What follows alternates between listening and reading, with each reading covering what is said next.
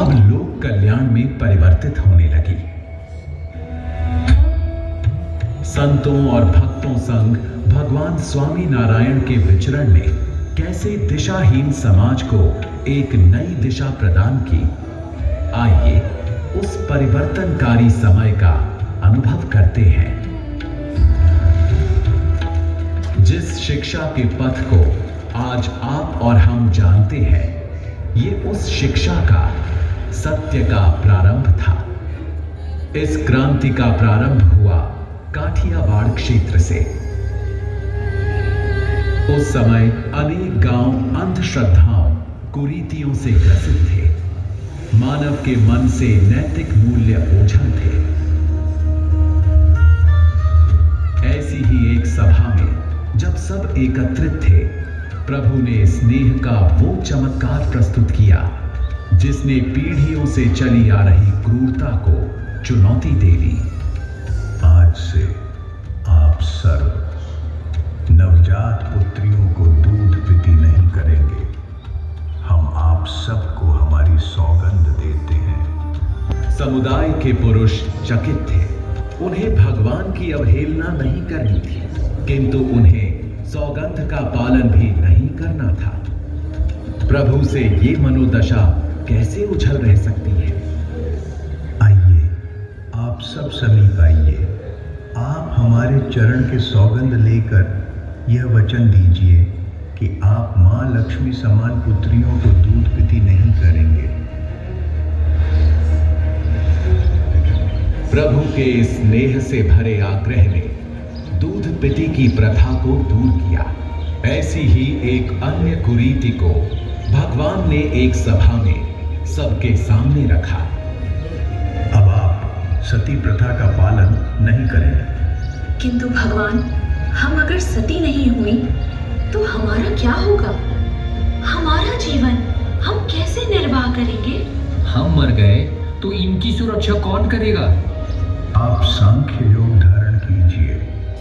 आपके जीवन निर्वाह और सुरक्षा की व्यवस्था संप्रदाय करेगा। आप प्रभु वंदना कर संयमी जीवन का पालन करें।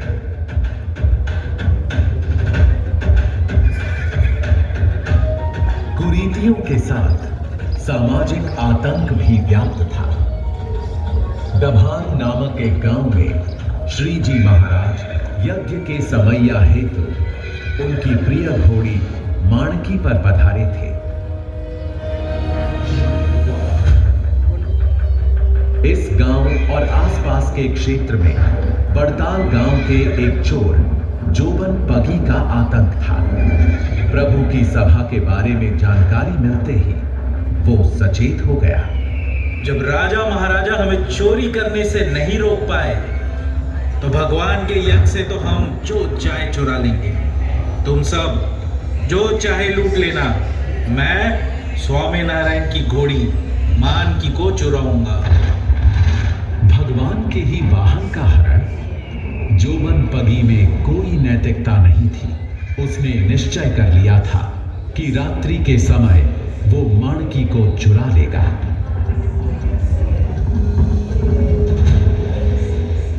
किंतु वो जब रात्रि को माणकी के पास पहुंचा तो स्वामी नारायण भगवान उसके समीप उपस्थित थे। दूसरी रात्रि भी वही हुआ। तीसरी और अंतिम रात्रि को विचलित जोबन पगी कोई भी घोड़ा चुराने के उद्देश्य से जब अस्तबल पहुंचा तो स्तब्ध हो गया। अस्तबल के हर एक घोड़े के पास भगवान स्वामी नारायण विराजमान थे।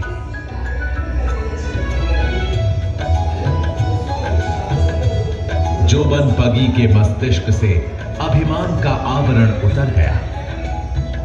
उस दिन से जोबन पगी भक्त जोबन बना।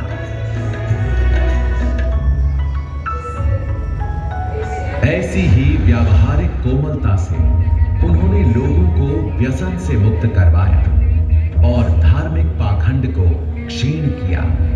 एक कुंठित समाज को नई दिशा दी। एक ऐसे संप्रदाय का उदय हुआ जहां हर एक व्यक्ति एक समान था।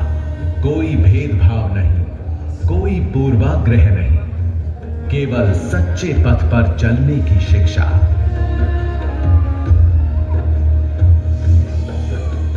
सन 1803 लोया गांव की महासभा में अनेक संतों, लोगों के समक्ष श्री जी महाराज ने एकांतिक धर्म की नींव रखी।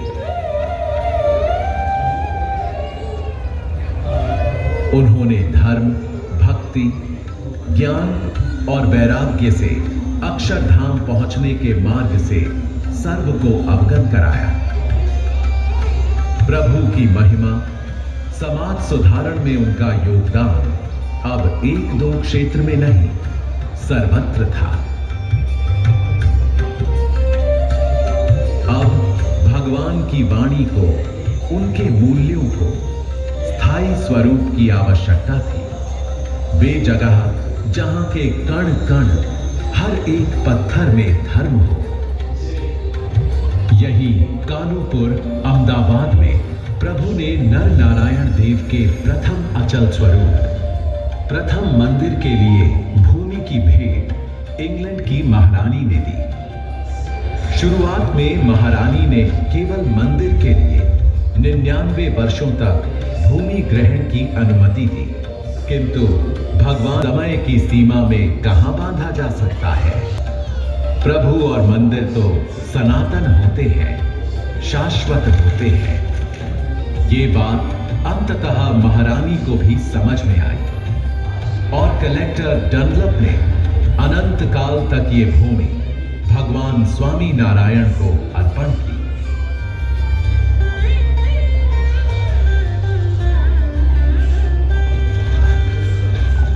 और सन 1822 में सर्वप्रथम मंदिर का निर्माण हुआ।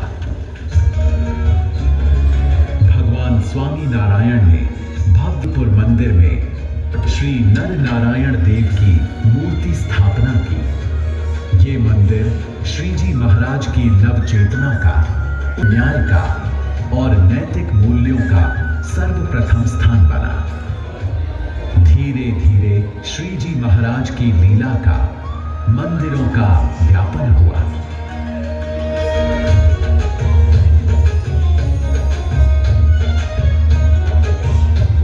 श्री जी महाराज के सानिध्य में कानूपुर के साथ साथ वड़ताल, भुज, धोलेरा, जूनागढ़, गढ़ड़ा, मुली, धोलका और जेतलपुर में मंदिरों का निर्माण हुआ।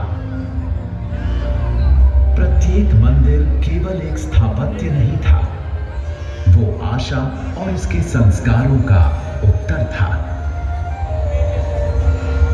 ये 9 मंदिर आज भी ये स्मरण कराते हैं कि यदि संकल्प पवित्र हो तो धर्म केवल वाणी से कानों तक नहीं, सच्चे मार्ग से मन में समाहित हो जाता है।